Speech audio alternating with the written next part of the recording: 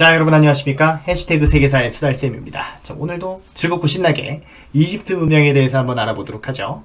자, 지난번에 이 사자해설을 잠깐 보여드리다 말았는데, 이 사자해설하는 거는 이집트 사람들이 사람이 죽은 다음에 어떤 일이 벌어지는지를 그려놓은 겁니다. 파피루스에다가요. 지금 이집트 박물관에도 있고요, 영국 박물관에도 볼 수 있는데, 하나의 스토리텔링이 쭉 되어 있는 거죠. 지금 죽은 사람이에요. 죽은 사람이 지금 손잡고 누가 데려가는데 아누비스 신입니다.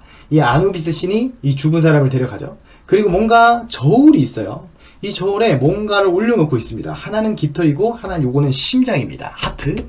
이 심장인데, 이 이집트 사람들은 미이라를 만들 때 내부 장기들을 다 꺼냅니다. 꺼내서 별도의 단지에 보관을 하는데, 이 심장만큼은 꺼냈다가 다시 집어넣기도 하고 그냥 두기도 하는데 심장은 뒀어요. 왜냐면 심판을 받아야 되니까.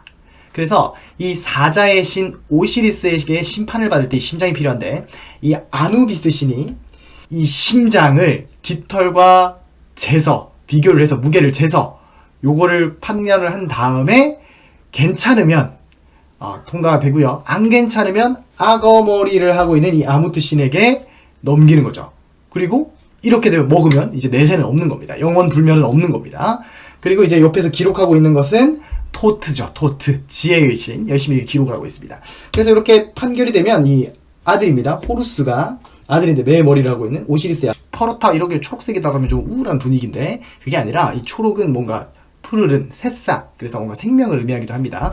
이 오시리스에게 심판을 받고 영생이 이어지는 그런 이야기가 이 사자에서. 근데 우리가 흔히 미라 하는데 사실 정확한 명칭은 미라입니다. 미이라가 아니라 미라인데, 요거를 이제 만드는 과정이 상당히 복잡하죠.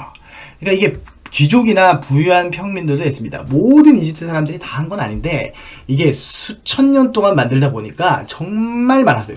미이라 숫자가 엄청 많았는데, 요게 이제 전문적으로 제작하는 데만도 30개월 정도 걸리는 경우가 있을 정도로 상당히 품이 많이 들어가는 작업입니다. 약품도 많이 들어가고요, 향료도 많이 들어가고요, 미이라를 감싸고 있는 이 아마천의 길이만 긴 거는 1km가 나옵니다. 1km.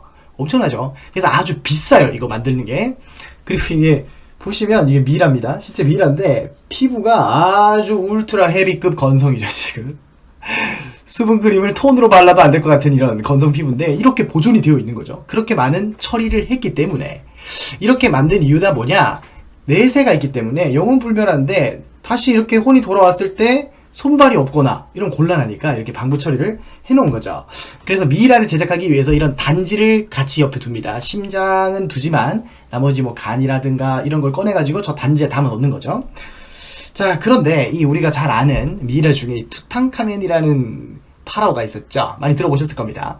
이 투탕카멘은 그 전에 아크나톤이라는 파라오가 있어요. 이 아크나톤의 동생 또는 조카 또는 사위라고 하는데, 뭐가 이렇게 복잡하냐? 이 이집트 왕가는 근친을 했습니다. 근친. 그래서 근친 결혼을 했기 때문에 이 가족 관계도가 매우 복잡합니다. 근데 이 투탕카멘이라는 파라오는 9살의 왕위를 계승해요.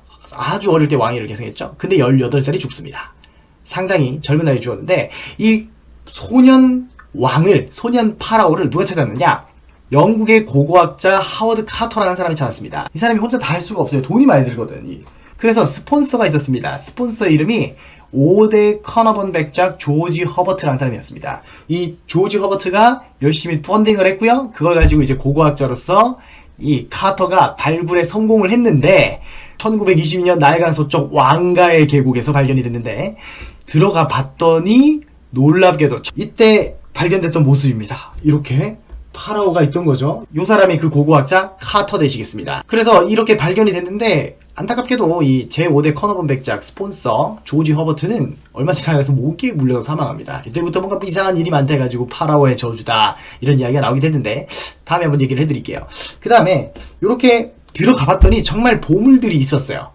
요 시기가 이제 신왕국 시대인데, 예전에 거대한 피라미드를 만들 때랑은 좀 시대가 다릅니다. 그래서 요 사람들은 그냥 왕가의 계곡이라는 곳에 절벽을 깎아가지고 무덤을 만들어 놨었어요. 그리고 입구를 봉쇄해가지고 올랐는데, 결국 이제 도굴되지 않은 곳이 발견이 된 겁니다. 람세스 2세는 거의 신왕국이라고 하는 것이 거의 끝날 때 등장한 겁니다. 이 사람은 정복 군주고, 이 사람이 만든 것 중에 아부신벨 신전이라는 게 매우 유명합니다. 람세스의 얼굴 한번 볼까요? 이런 식으로 묘사가 되어 있는데 파라오가 항상 이렇게 생긴 걸 쓰고 다니는 게 아닙니다. 전쟁할 때는 이런 스타일의 복장도 하고요 했던 겁니다. 그래서 이분이 이제 누워 있는데 신왕국 시대 제19왕조의 제3대 파라오 람세스 2세입니다. BC 1303년부터 BC 1213년 엄청나게 오래된 사람이죠. 우리나라로 치면 고조선 시대에 실제 인물이 저렇게 누워 있는 겁니다. 엄청난 건성인데 보시다시피 머리카락도 남아 있어요. 머리카락이 이렇게 디테일하게 남아있을 정도로 보존이 잘 돼 있는 겁니다. 근데 이 람세스 2세의 미이라가 약간 이제 방부 처리가 잘 안 되다 보니까 세월이 지나서 머리에 곰팡이가 들었다. 이거 곤란하잖아. 그래서 어떻게 했느냐. 이집트 정부가 당시에는 기술이 여기 딸려가지고 이 방부 처리를 위해서 프랑스로 보냅니다. 비행기 태워서 프랑스로 보내야 되는데 프랑스에 입국하려면 뭐가 필요하다? 패스포트, 여권이 필요하죠. 그래서 만든 게 이 여권 되시겠습니다. 실제 여권입니다. 이거 뭐 합성 아닙니다, 여러분. 람세스 2세 태어난 날 기원전 1303년이고요. 정확한 날짜는 없죠. 그리고 남자 이집션 이렇게 되는 거죠. 실제 이집트 여권이었습니다. 이 람세스 2세가 프랑스 그래서 갔다 왔죠. 엄청난 이야기가 숨어 있었던 거죠. 자, 그런데 보시다시피 이분이 만들었던 그 아부신벨이라는 신전이 어디냐? 지금 이렇게 이집트의 지도를 보시면 요렇게 이렇게 나일강입니다. 나일강이 쭉 이어지죠. 이 나일 강변을 따라서 문명이 발달했고 도시가 들어섰습니다. 왜냐? 여기 말고는 사막이라서 기후가 사막이라 사실 사람들이 살기가 힘들었어요. 엄마야 누나야 강변 살자. 근데 강변이 한 6,000km 되는 겁니다. 근데 여기 보면 이제 아부신벨이라고 지금 확대를 좀 해볼게요. 아부신벨이라는 게 있는데 이 아부신벨이 있는 여기가 비교적 최근에 아수안 댐이라는 거대한 댐이 들어섰습니다. 그래서 요 일대가 수몰될 위기였죠. 여기에 가면 이제 있는 게 요겁니다. 요게 있는데 어디서 많이 보신 걸 겁니다. 진짜 실제 사진이 이렇게 생겼죠.